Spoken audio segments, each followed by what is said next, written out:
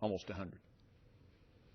And we are focusing on this issue of minor sex trafficked victims in the United States and in other countries to try to get them rescued, to take them to like Mario runs in Central America, same type.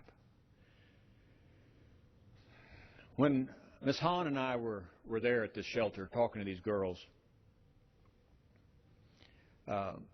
they were happy to see us, really happy to see Ms. Hahn. She just has that personality. You know, I'm kind of a grumpy old guy from Texas. But they were pleased that somebody actually cared about them. And they made us things. I have a bracelet that a young girl made for me. Ms. Hahn has one too. They tied it on our wrist. I get a lot of things. I have 10 grandkids. They make me things. I wear this bracelet for a lot of reasons. One, because a child gave it to me that had just horrible things happen to her in her life. It is important for us, with all of the issues we've got to deal with here in Congress in the United States, that we get back to some basics about how other people in this country are treated. And when they're not treated right, we need to be upset about it. And in this case, we need to hold people accountable for doing things to kids. And we can do that. We can make things better. Treat victims like they're victims. Hold criminals accountable. Stop the demand for minor sex trafficking by putting those folks in jail. Making them pay into a fund that goes to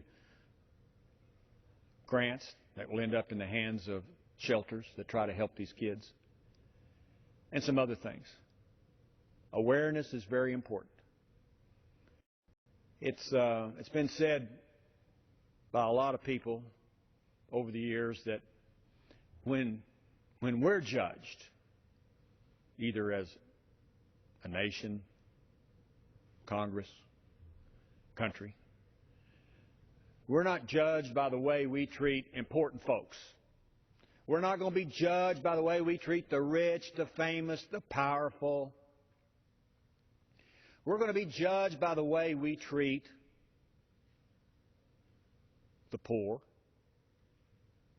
the unfortunate, the elderly, children, and victims of human suffering. I hope we are judged well. I hope we see the American conscience raised to a level that this is important. Children are important in this country, and those that have had bad things happen to them, we're going to be concerned about it and not just walk over, as the good book says, on the other side of the road and pass them by. And that's just the way it is. I yield back, Mr. Speaker.